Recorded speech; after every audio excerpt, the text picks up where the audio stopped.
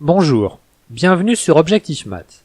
Nous commençons le cours d'intégration en nous limitant aux fonctions dites en escalier. Tout d'abord, on définit ce qu'est une subdivision d'un segment. On se donne deux réels a et b, tels que a soit inférieur ou égal à b.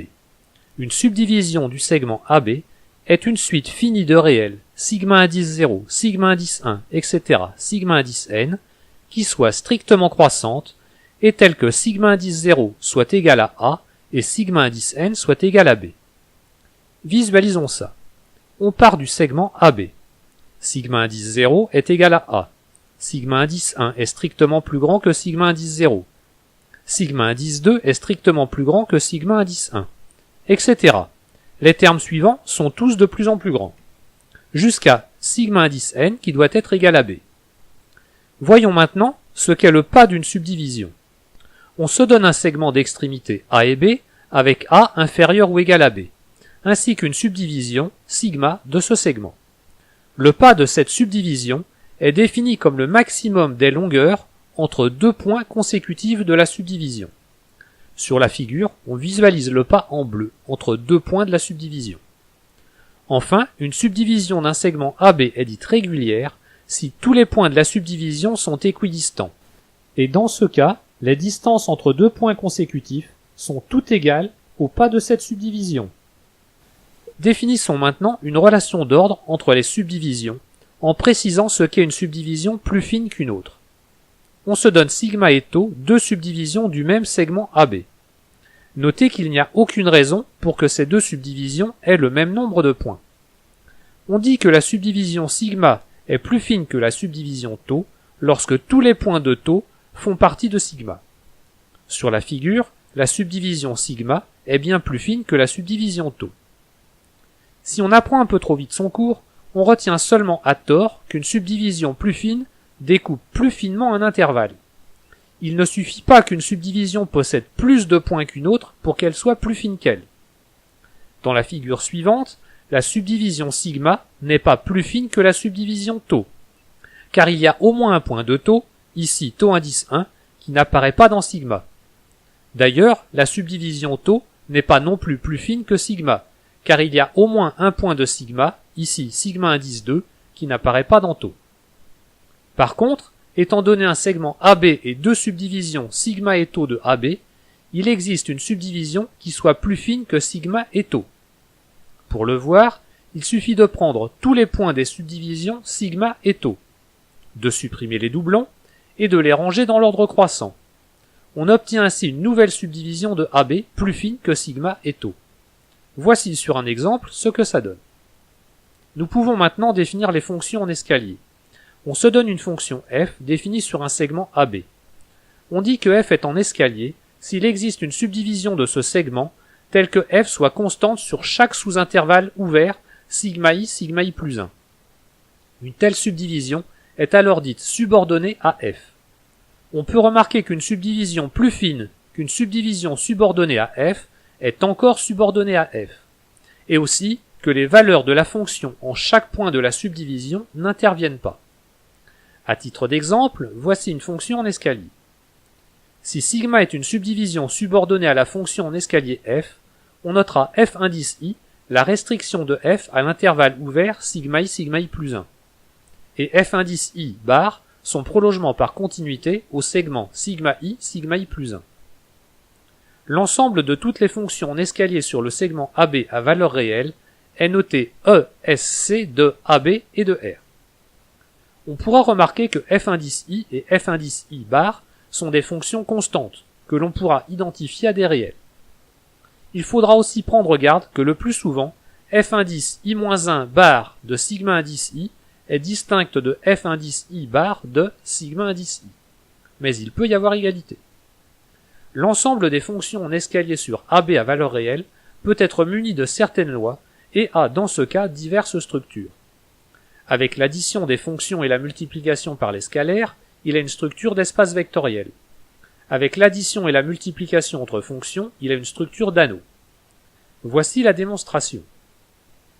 Pour commencer, l'ensemble des fonctions en escalier sur AB à valeur dans R est bien un sous-ensemble de toutes les fonctions définies sur AB à valeur réelle. Et il est non vide puisque la fonction nulle, qui est constante, est manifestement en escalier. Il reste à vérifier la stabilité pour les lois plus, point et multiplier. Notons qu'ici, il n'est pas nécessaire de vérifier la stabilité pour le passage à l'opposé, puisqu'elle est automatiquement vérifiée grâce à la stabilité pour la loi point. Considérons donc lambda un réel, f et g deux fonctions en escalier. Il existe sigma, une subdivision subordonnée à f, et tau, une autre subordonnée à g. Le seul problème, c'est que sigma n'a aucune raison d'être subordonné à g, ni tau à f. Mais si on considère une subdivision gamma plus fine que sigma et tau, alors gamma est subordonné aux deux fonctions f et g. Ainsi, f et g sont constantes sur chaque intervalle ouvert gamma i plus 1. Et il en est de même des fonctions lambda.f plus g et de f fois g. Ce qui prouve que lambda.f plus g et f fois g sont des fonctions en escalier. Définissons maintenant l'intégrale d'une fonction en escalier. On se donne une fonction en escalier sur le segment AB à valeur réelle, ainsi qu'une subdivision subordonnée à f. On se rappelle que l'on note f indice i, la valeur constante de f sur chaque intervalle ouvert sigma i plus 1. L'intégrale de f sur le segment AB est le réel noté intégrale de f sur AB, défini comme la somme pour i variant de 0 à n-1 de f indice i, facteur de sigma indice i plus 1 moins sigma indice i. Voici l'interprétation graphique de cette intégrale. F étant constante par intervalle, sa représentation graphique définit des rectangles. L'intégrale de f est égale à la somme des aires algébriques de ces rectangles. J'entends par aire algébrique que l'on doit compter l'aire positivement si le rectangle est au-dessus de l'axe des abscisses et négativement sinon. Il nous faut quand même justifier la notation de l'intégrale. Le calcul de l'intégrale avec la somme fait explicitement intervenir la subdivision sigma, alors que la notation elle-même ne fait pas apparaître la subdivision utilisée. On doit alors se poser la question suivante. Si on a décidé que la notation de l'intégrale ne ferait pas apparaître sigma, est-ce uniquement pour alléger l'écriture, ou bien l'intégrale ne dépend pas de la subdivision utilisée? Pour le voir, notons momentanément l'intégrale en faisant apparaître la subdivision sigma.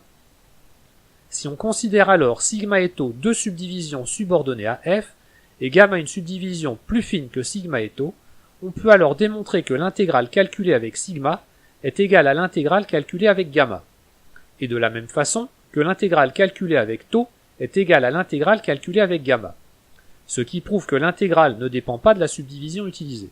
Il n'est donc pas utile de la faire apparaître dans la notation. À écrire, la démonstration est assez lourde, alors que graphiquement, il est facile de comprendre ce qui se passe. Gamma étant plus fine que sigma, dans la définition de l'intégrale calculée avec gamma, on peut regrouper des termes pour obtenir un terme calculé avec la subdivision sigma. C'est ce que j'ai mis en évidence avec le rectangle jaune. Nous allons maintenant voir que l'application qui a une fonction en escalier associe son intégrale est une forme linéaire sur l'ensemble des fonctions en escalier sur AB à valeur réelle. Il est manifeste que l'intégrale est bien définie de cet ensemble à valeur réelle. En considérant alors lambda un réel et f et g deux fonctions en escalier, on a vu qu'il existe une subdivision gamma subordonnée à la fois à f et à g. On utilise alors cette subdivision pour le calcul de l'intégrale sur AB de lambda f plus g, qui est égale à la somme pour i variant de 0 à n-1 de lambda f indice i plus g indice i, facteur de gamma indice i plus 1 moins gamma indice i.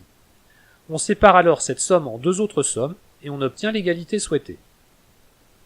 Une autre propriété de l'intégrale est la croissance. Si on considère f et g deux fonctions en escalier sur le segment AB et à valeur réelle, telle que la fonction f soit inférieure ou égale à la fonction g, alors l'intégrale de f sur AB est inférieure ou égale à l'intégrale de g sur AB. Je vous laisse faire la démonstration qui est immédiate en considérant encore une fois une subdivision subordonnée à la fois à f et à g. Voilà, ce paragraphe est terminé. Je vous invite à continuer votre étude avec le paragraphe 2, dans lequel on définit les intégrales des fonctions continues.